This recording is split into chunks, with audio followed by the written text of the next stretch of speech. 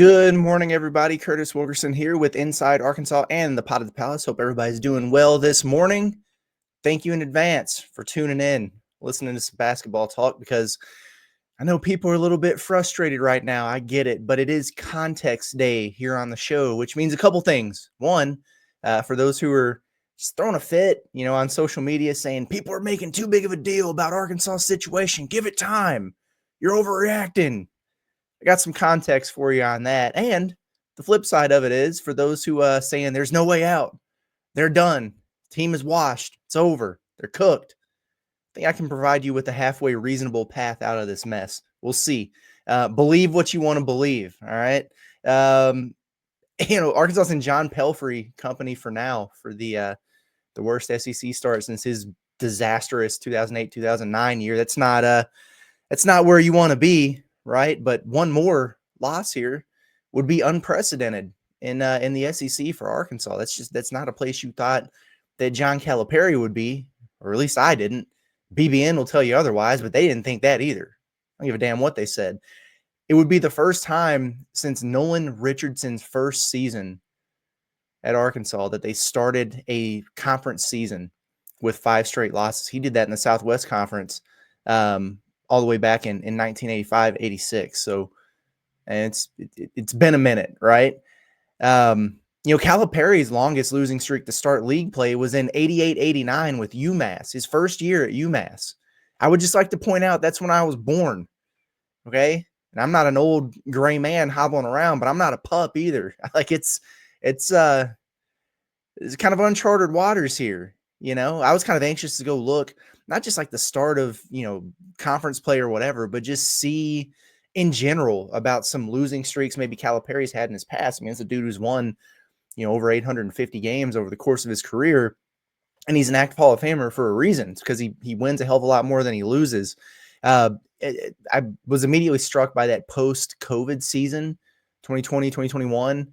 Where it was disastrous for them. They were bad. That was a bad Kentucky team. Rare that you see that.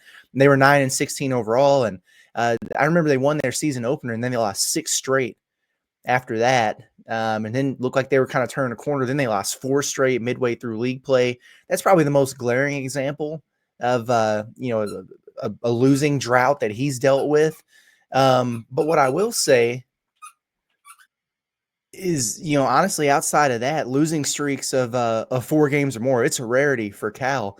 In 2018, they dropped 4 straight games to start February, and they won 4 straight right after that. I think that team wound up going to a Sweet 16. Outside of that, he didn't do it at Kentucky again. Like 2005 at Memphis, he lost the last 4 games of the regular season. That's it, folks, for Cal in terms of losing streaks of 4 games or longer. Since the turn of the century. So the reason that people are a little bit ticked off about it, whether, you believe he still has his fastball here in 2025 or not, this is just not something that happens to John Calipari in the regular season. And it doesn't happen at Arkansas. So if you're screaming about patience or whatever, I mean, this just kind of illustrates the rarity of what's currently going on here. And it's also not happening everywhere else.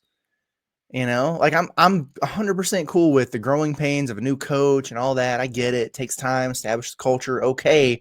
But that's within reason. And then compared to your peers, here are the other first year coaches of note this season.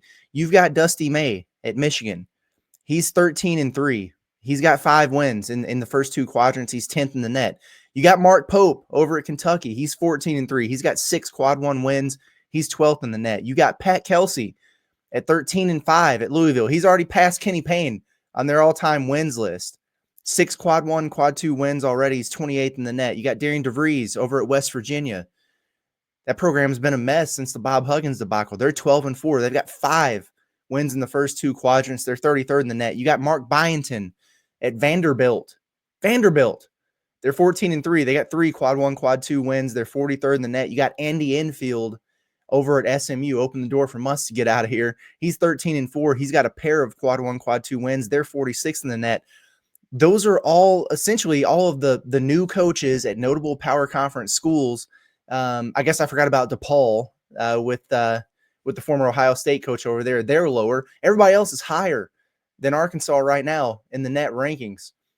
And they've got more meat on the bone on their resume right now. So, that's just not necessarily a spot you want to be in. So anybody who's ticked off, frustrated, you got a lot of ammo to feel that way. That's okay.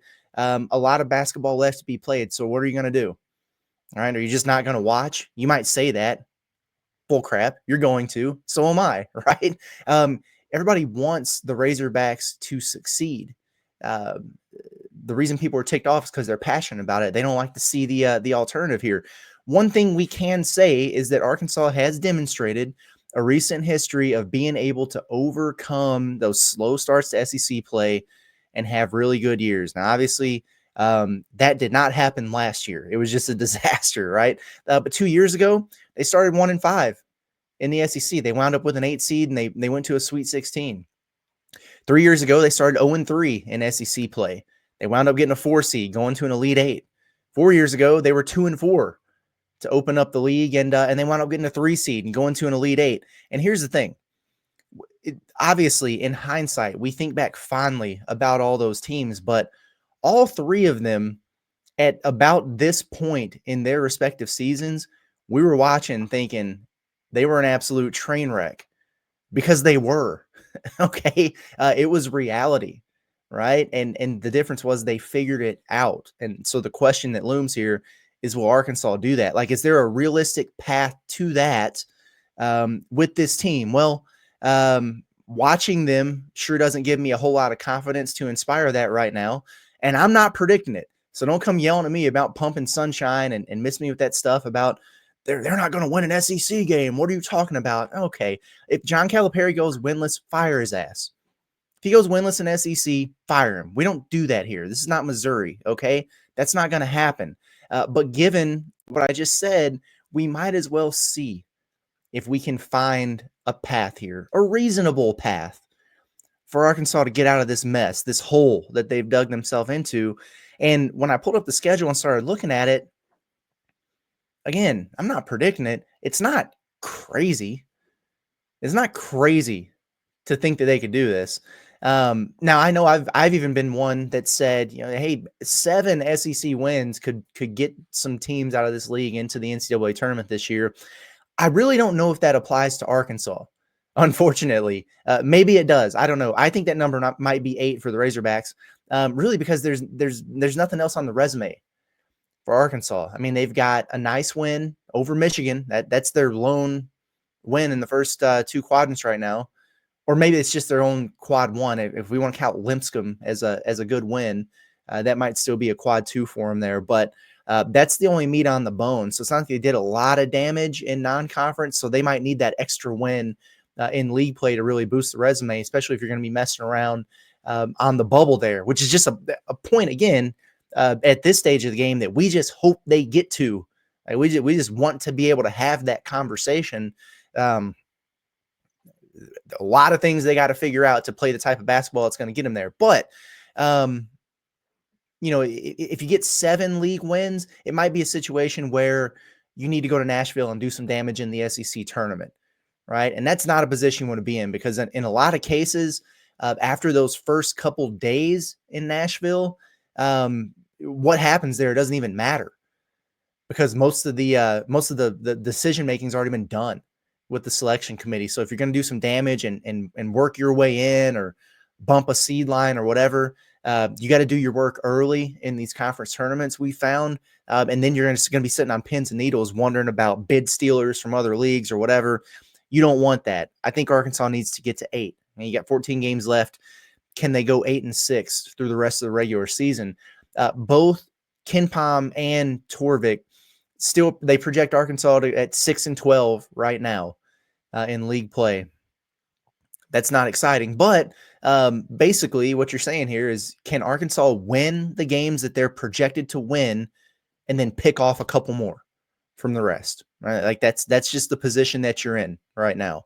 The games that Arkansas is currently projected to win are Georgia and Oklahoma at home next week, LSU and Missouri at home in a few weeks, Texas at home in a few weeks, and at South Carolina. That's the road win that they've got pegged there for Arkansas. So there's your 6. And so can they get a couple of the rest of the gauntlet, which is at Missouri this weekend, obviously at Kentucky on February 1st. It's that 3-game stretch at Kentucky. Then you're at Texas, and you come home and you play Bama. They got another road swing at Texas A&M, at Auburn, and then you got Vanderbilt, and you wrap at home in Bud Walton Arena against Mississippi State. Now, some of those not inspiring a lot of confidence, right? Others, there's some gettable games out there. I think the most reasonable path to getting a couple of those there, it starts with winning at Vanderbilt, right? And we just talked about how well they're playing, but there's still levels to this, and they're still going to be in kind of that bottom tier of the SEC. Maybe they wind up being on the bubble. I think they're going to wind up losing a pretty healthy amount of games here. But that is a game Arkansas can go win. It's not going to be the most raucous environment that they're going to play in. Now, it's weird over there. Cal has had a hard time over at Nashville, at times in the past.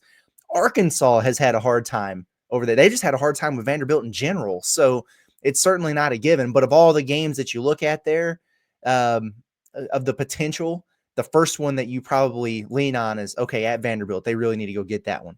So then for me, it's either, probably winning at Missouri this weekend, or beating Mississippi State to close the regular season at home at Bud Walton Arena, which at that point, if you are aware, what we're talking about here, you be in a situation where your backs are against the wall, you're kind of playing for your postseason lives. Mississippi State's probably already kind of got a bid locked up at that point. You might have more to play for at home, in your regular season finale. So those would be the two that can you get Vandy, and can you get either at Missouri or home against Mississippi State? Now, can you go win at Kentucky? Yeah, you could. I don't know if I'm predicting that. Can you go win at Texas? That might not even be that unreasonable given the way that they've been playing. That's a talented team. Bama at home, Bud Walton Arena is going to be wild. If they don't hit a bunch of threes, okay, sure. At A&M, are they going to have Wade Taylor? At Auburn? Probably not winning that game. But I'm not saying Arkansas can't win these other games, but they're far more unlikely than the ones we're talking about here. So y'all know that I love getting over on barttorvik.com and going to that team cast where you can just kind of, all right, I'm going to pick wins and losses the rest of the way. We're going to let them go through their algorithm. We'll see what it means for Arkansas in terms of their resume. And so I went through, and if you give Arkansas their 6 projected wins that we talked about, plus winning at Missouri on Saturday, plus winning at Vanderbilt a little bit later, you go 8-10 in league play. You go 19-12 overall is where that would have Arkansas.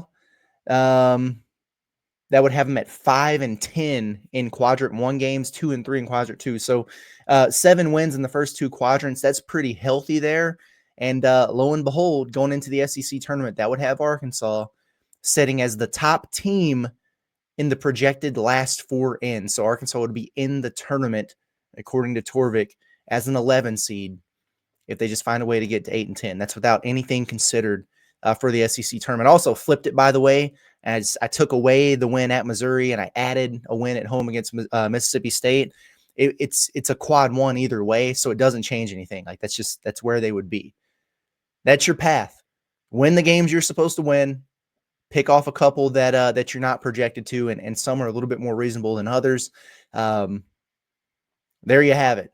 For those who continue to ask me, how can they get in? Can they do it? Is there a path? Yeah, sure there is. But they got to start playing winning basketball, folks. And that's just something that they haven't done. Right now, we talk about quad 1, quad 2, whatever. Quad nothing. They're not playing winning basketball. And against teams with a pulse so far this year, they're 1-6, right? I don't count Miami as having a pulse this year. Sorry. I hate to call time of death on them early, but I don't think they've won it. They've won 1 game since Arkansas went over there and beat them. But you got that Michigan win, and every other power conference team you've played, not named Miami, has gotten you. So they got to figure some things out. Whatever. Cal, drag them across the finish line, brother. if that's what you feel like you need to do. Get them to play with joy, whatever, whatever it takes to see if they can figure it out. But I tell you what, I'll settle for one. I'll settle for one. Let's see if Arkansas can go get something done at Missouri, and just long enough for us to exhale for a minute and stop being the punching bag for a couple of days. That would be fun. I would rather Arkansas just be a non-story than continue to be piled on. So whatever. But anyway, there you have it. We're going to talk about this Missouri game. We're going to preview it, see if we can find a pathway for Arkansas on tomorrow morning. Now it's going to be a tricky one to navigate. This Missouri team, they've already beat Kansas at home. They got that great win at Florida. They are locked in. They're playing hard. Great job so far by Dennis Gates, but we'll dive into it and see what this matchup looks like for the Razorbacks tomorrow. But appreciate everybody for tuning in and hanging in there with me. We're going to continue to do this every single day throughout the course of the rest of the season. It's been Curtis Wilkerson with Inside Arkansas on the Pod the Palace. Y'all have a good one. We'll see you in the morning.